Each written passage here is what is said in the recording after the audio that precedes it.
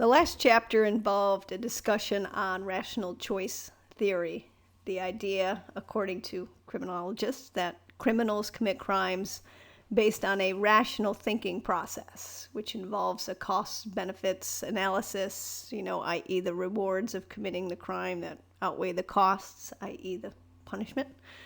This chapter changes focus and looks at the trait theory. And under this theory, according to criminologists, criminals commit crimes based on certain traits they possess. These traits are the result of either their biological makeup or psychological functioning. Let's take a couple cases as we move through this. We can think about these two cases. They're in the book. Chris Harper Mercer, the gentleman with holding the gun, the single photo, 24-year-old who opened fire at an Oregon community college. He killed 9 people and hurt 7 others. He was shot and wounded by police, but ultimately he shot himself and he died. The letter he left behind, he stated he was angry and depressed. His mother said he's been angry since birth. He had an online blog where he referenced mass shootings and noted his admiration for those who were deemed, quote-unquote, nobodies, but when they shed a little blood, they became known and they were in the limelight. He had sent a package to the police detailing his plans for the shooting to make sure that they knew that he studied mass shootings and was prepared for what he was doing. Is that a rational choice? Was a rational choice being made there? Or something else play a role? The other fellow, those are his three photos. Mohammed Yosef Abdulaziz, on July 16th, 2015, he opened fire on 2 military installations in Chattanooga, Tennessee.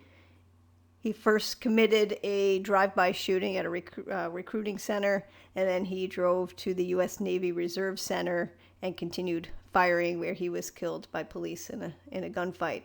4 Marines died right there on the spot. A Navy sailor, a Marine recruiter, and a police officer were all wounded. The sailor ended up dying from his injuries 2 days later. Following an investigation, the FBI said that the shootings were, quote, motivated by foreign terrorist organization propaganda.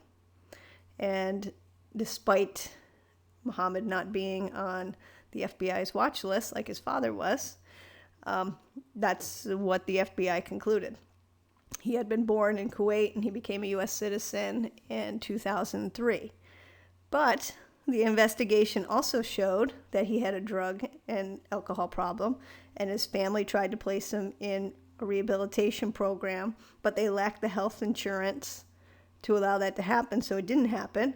The investigation also showed that he had serious psychological problems. According to his family, Muhammad was abusing sleeping pills, opiates, and painkillers, along with using marijuana and drinking alcohol. He had been in debt thousands of dollars and was planning to file for bankruptcy. He also was receiving treatment for depression and often stopped taking his medication. And some sources said that he was suffering from bipolar. However, his friends described him as friendly, funny, and kind, and they were surprised by his actions. Was that a rational choice? Was it an act of terrorism motivated by hate or influenced by propaganda? Or was he suffering from something else, a mental disease or a defect? There's tons more examples that I could put out there, and you're probably well aware of similar examples that have been in the news over the last few years. So keep in mind, when you're working on your paper, analyzing your criminal, I hope that you incorporate one or more of these theories that we're going to be the one, we're talking about trait theory now. We talked about rational theory last time. We're going to talk about a couple more theories in the upcoming weeks. So let's start our discussion, the trait theory. So where does the trait theory find its roots? The trait theory is believed to originate with Dr. Cesar Lombroso in the late 1800s, when he began focusing on biological traits that are present at birth. He was deemed the father of modern criminology. his theory of the quote-unquote born criminal dominated thinking about criminal behavior in the late 19th and early 20th century. He essentially believed that criminality was inherited and that criminals could be identified by their physical traits, such as having a hawk-like nose or pointed teeth or a strange jawline and even bloodshot eyes.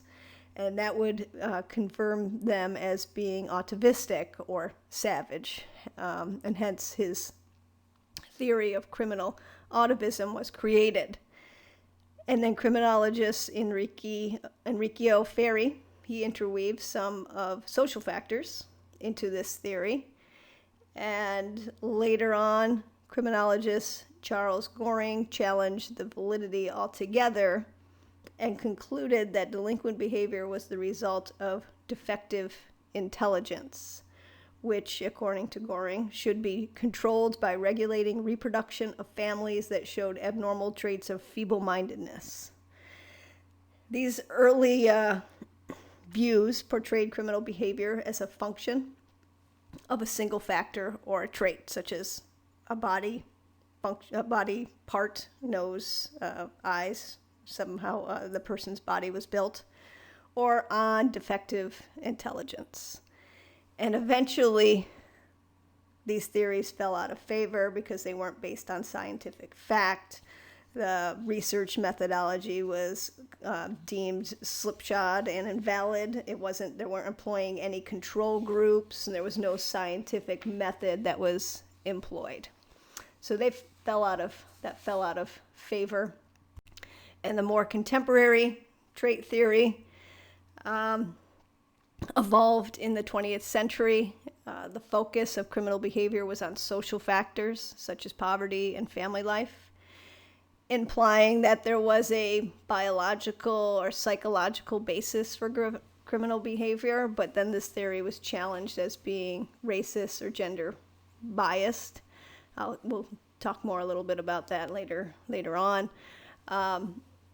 Rather, criminologists adopted a more sociological approach and began advocating that environmental and social factors control behavior. So both, advocating that environmental and social factors control behavior.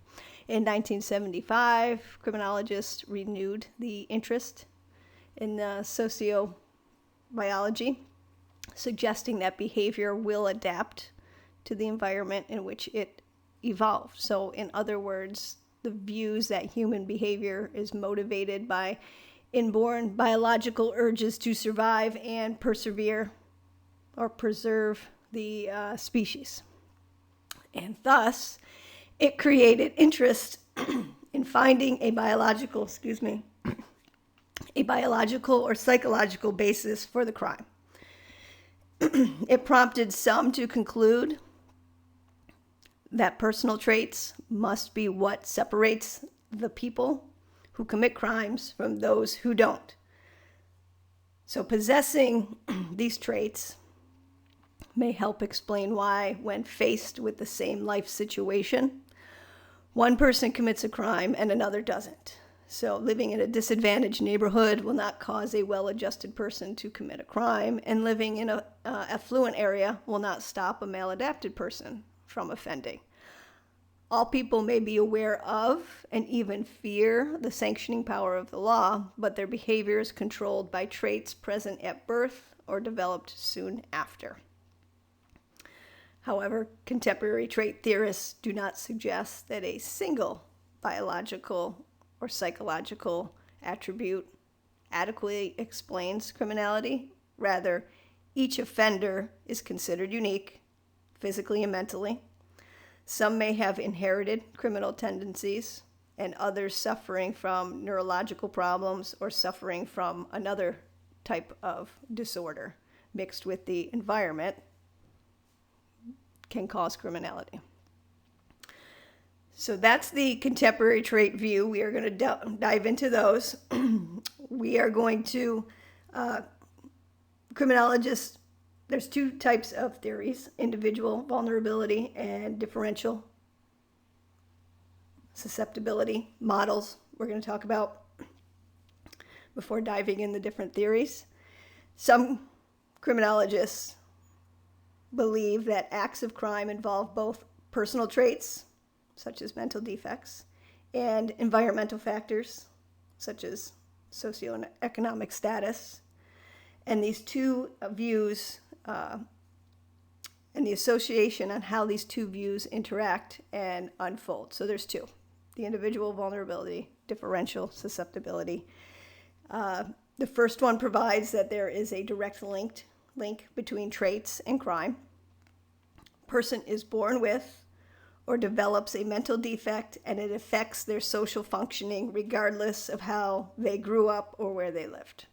Okay, that's the direct link, provides this direct link with traits and crime. The person is born with or develops a mental defect, and it affects their social functioning regardless of how they grew up. The differential model provides that there is an indirect link between traits and crime. So, for example, a person may have a mental defect that makes them vulnerable to adverse environmental influences. So individuals will vary in the degree they are affected by experiences or qualities of the environment they are exposed to. Some individuals are more susceptible to such influences than others, not only to negative but also positive ones. People living in a disadvantaged community may be especially at risk to crime, which will increase if they also bear a genetic makeup that makes them vulnerable to crime-producing influences in their environment. So that's the indirect view. Today, the trait theory is divided into two branches. Crime can be found in a person's criminality can be found in a person's physical or biological makeup, and psychological traits and characteristics. So the first set we are going to talk about are the biosocial theories of criminology, and then we will talk about the psychological traits.